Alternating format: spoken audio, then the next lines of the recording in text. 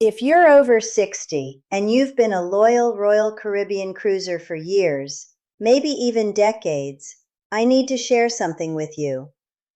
Over the last 18 months, I've watched a real measurable shift happen in our cruising community. People our age are walking away from Royal Caribbean in numbers I have not seen in 25 years of cruising. And it's not because of one thing. It's because of about 6 things stacking on top of each other. Today I'm going to tell you what those 6 things are, and more importantly, the 3 cruise lines that are quietly becoming the smart choice for travelers over 60 in 2026. Hi there, I'm Margaret from Senior Cruising. Welcome back to the channel. I sailed Royal Caribbean for over 12 years. I was a Diamond Loyalty member. I genuinely loved that line. And I'm telling you all of that so you understand. When I tell you why I'm not booking them anymore, this isn't a hit piece. It's a real shift in what works for our age group. Quick favor before we get into this. If this is useful, helpful, or eye-opening for you in any way, please tap the thumbs up. It really does help. And subscribe if you haven't yet. Let's get into it.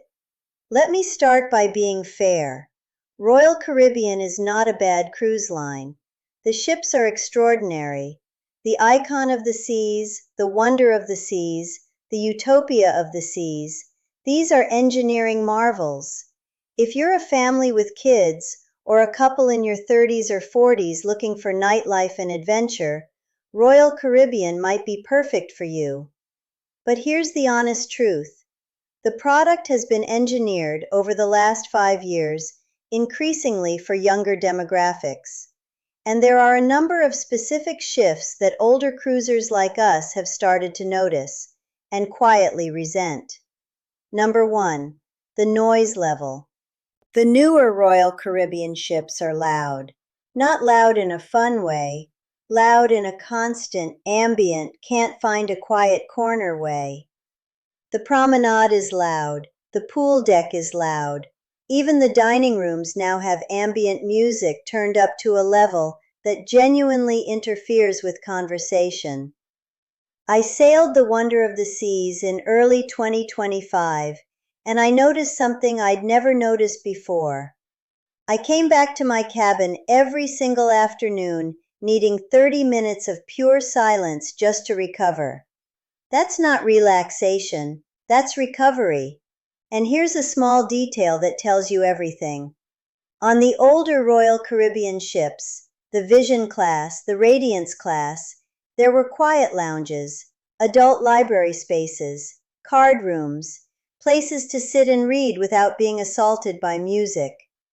On the newer megaships, those spaces have been replaced by venues with names like Music Hall and Boleros and 270, all of which involve some form of amplified entertainment. The quiet spaces are gone, and for us, that matters more than the cruise line seems to understand. Number 2, the food quality decline in the main dining room. This one I have to be careful about because food is subjective, but I'm going to say what I think. The main dining room food quality has declined notably over the last 3 years. Portions are smaller, the protein options are limited, the dessert selection has been trimmed, and the cruise line has shifted resources toward the specialty restaurants, which now cost between $45 and $75 per person per meal. Look, I have no problem paying for a specialty meal once on a cruise, but when the included dining feels like an upsell trap, that bothers me. It bothers a lot of older cruisers I've spoken to. Number 3, the loyalty program is not what it was. I was a Diamond member, earned it the hard way over 12 years, and what Diamond status gets you in 2026 is a fraction of what it got you in 2018. Free drinks at the Diamond Lounge, capped. The lounge itself, overcrowded on every newer ship. The complimentary perks, diminished. The recognition from staff, not what it used to be. I remember sailing the Anthem of the Seas back in 2018 and walking into the Diamond Lounge in the evening. Quiet space, maybe 20 other passengers, real conversation, a complimentary cocktail, and an actual cheese plate. The kind of experience that made you feel rewarded for your loyalty. Last year on the Symphony, the same lounge was packed, standing room only. The cheese plate was gone. The drink list had been narrowed, and the entire experience felt like an afterthought rather than a perk. I'm not bitter about it, but I am realistic. The reward for loyalty doesn't match what I'm paying anymore. And when I priced my last sailing comparing Royal Caribbean to other lines, the math just didn't favor Royal Caribbean, even with my diamond benefits. Number 4, the crowds. The new megaships hold over 7,000 passengers. 7,000! Plus crew, you're looking at almost 10,000 people on board. For someone in their 30s with energy to spare, that's exciting. For us, it's exhausting. The lines for guest services, the wait for elevators, the crowd at the buffet at lunch, the chair hogging at the pool. All of it is amplified on a ship that size. And I want to be honest with you. After my last Royal Caribbean sailing on the Symphony of the Seas, I came home and I told my husband, I don't think I can do another megaship. It's just too much for me at this age. Number 5, the pricing strategy. Royal Caribbean has shifted very deliberately toward what the industry calls dynamic pricing, which is a polite way of saying the same cabin can cost 3 different amounts to 3 different passengers depending on when they booked and what algorithm flagged them. I priced a Caribbean balcony last year, and it was $420 more than my neighbor on the same deck, 2 cabins down, because she'd booked 3 weeks earlier on a Tuesday promotion I didn't see. Real talk, that bothers me. It feels less like a vacation and more like an airline pricing game. Number 6, and this is the one I have the strongest feelings about. The onboard sales pressure has increased dramatically. I'm talking about photographers stopping you constantly, the art auctions, the watch sales, the spa upsell at the gym, the pressure to book future cruises during your current cruise, the constant push toward the casino, the specialty restaurants, the excursions, the drink packages. On my last Royal Caribbean cruise, I counted 17 separate upsell encounters in a single day. 17. That's not a cruise. That's a sales floor with a swimming pool. And honestly, I get it. Cruise lines are businesses. They need revenue, but there's a difference between offering services and aggressively selling them. The line crossed, for me personally, sometime around 2023, and it has not moved back. When I'm 63 and I've paid $4,000 for a vacation, I do not want to be asked 17 times in one day if I'd like to upgrade something. Before I tell you which 3 lines I think are quietly winning back the senior market, let me be fair to anyone who still loves Royal Caribbean. If you do, wonderful. Keep sailing them. There's nothing wrong with the choice. But if any of those 6 things resonated with you, if you felt that quiet sense that something has shifted and the line doesn't quite fit you anymore, these next 3 options are the ones I'd strongly recommend you consider. Let me know in the comments if you've noticed any of those 6 things too. I'm genuinely curious whether what I'm seeing matches what you're experiencing. Line number 1, Holland America. Holland America is, in my honest opinion, the single best mainstream cruise line for travelers over 60 in 2026. And I want to be specific about why. Their ships are mid-sized, between 2,000 and 2,600 passengers on the largest ones, the Pinnacle class. That's a third of the size of the Royal Caribbean megaships, which means no fighting for elevators, no buffet chaos, no overwhelming promenade noise. The demographic on Holland America skews older. Most passengers are between 60 and 75, which means the entertainment, the dining hours, the lecture programs, the music, All of it is calibrated for our age group. The shows end at a reasonable hour. The dinner seatings are at sensible times. The lectures are intellectually substantive, actual historians, scientists, authors, not just light entertainment. The food in the main dining room is, I'm going to say it, the best in the mainstream category. The Pinnacle Grill, their specialty steakhouse, is reasonably priced compared to Royal Caribbean's equivalent, and the standard included dining is genuinely excellent. The price point, and this is the thing nobody talks about, is often cheaper than Royal Caribbean for an equivalent cabin. Yes, cheaper, because the demand model is different, the loyalty program is more generous to its members, and the line doesn't engage in nearly as much dynamic pricing chaos. If I had to recommend one cruise line to a friend over 60 who'd never sailed before, Holland America would be the answer. One more thing I want to add about Holland America: the crew. I don't know if it's the training, the culture, or just the demographic of guests they attract, but the crew on every Holland America ship I've sailed has been noticeably warmer, more attentive, and more present than what I've experienced on Royal Caribbean recently. I had a wine steward on the Eurodam last year who remembered my husband's name, my favorite varietal, and even the side dish I'd skipped on the previous night.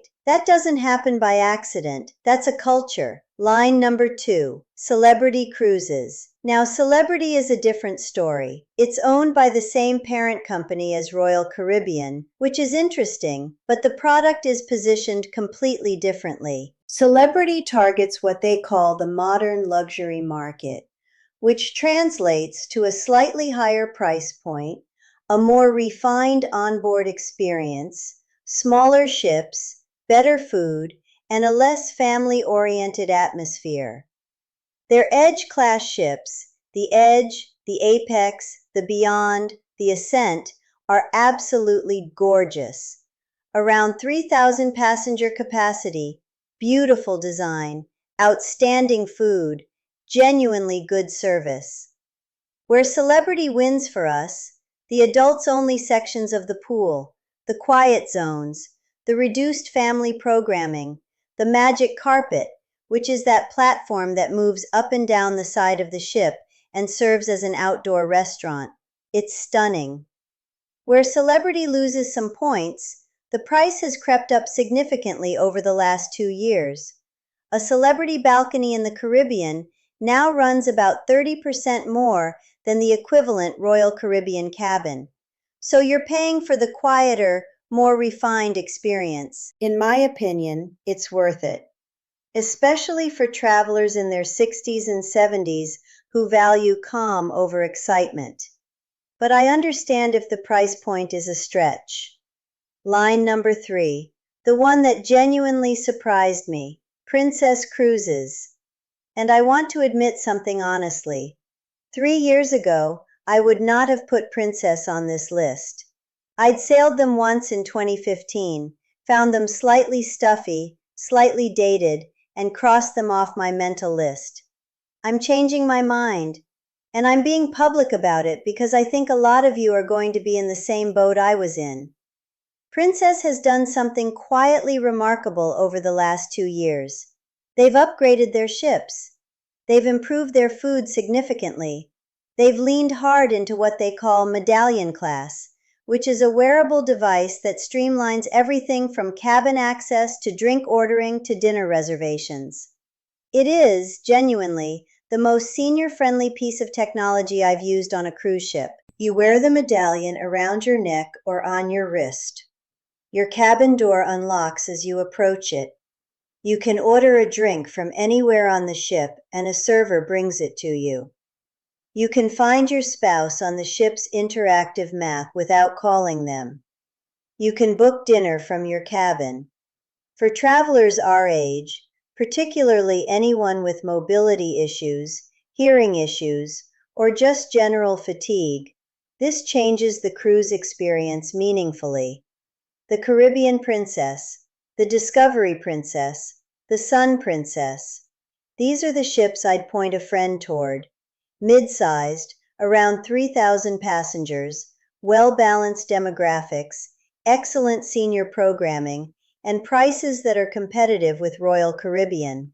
Princess is the dark horse of this list, and I think over the next 2 years, they're going to quietly take a significant chunk of the senior market away from Royal Caribbean. One more thing about Princess that's worth mentioning: the lecture and enrichment programming. They've invested heavily in what they call the Discovery at Sea program, bringing in scientists, naturalists, and historians to give talks during sea days. On my most recent Princess sailing, I attended a talk by a marine biologist who was genuinely engaging and substantive, not light entertainment, real content. That kind of programming has all but disappeared from Royal Caribbean's newer ships, replaced by game shows and bingo. So if you're sitting there thinking, okay, Margaret, but how do I actually choose between these three? Let me give you my real answer. If you want the easiest, most senior-friendly mainstream cruise,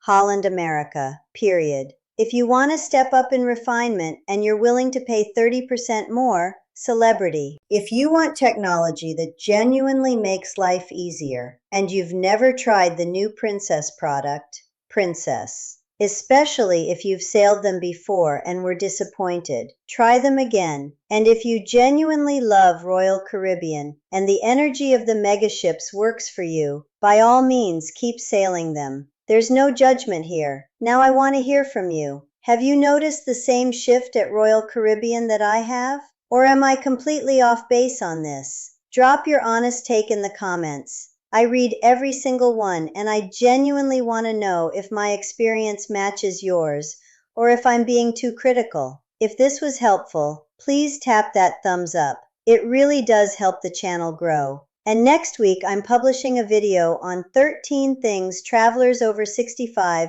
should never pack on a cruise, and what to bring instead. A few of these are going to surprise you, so subscribe if you don't want to miss it. Until then, bye for now and happy cruising.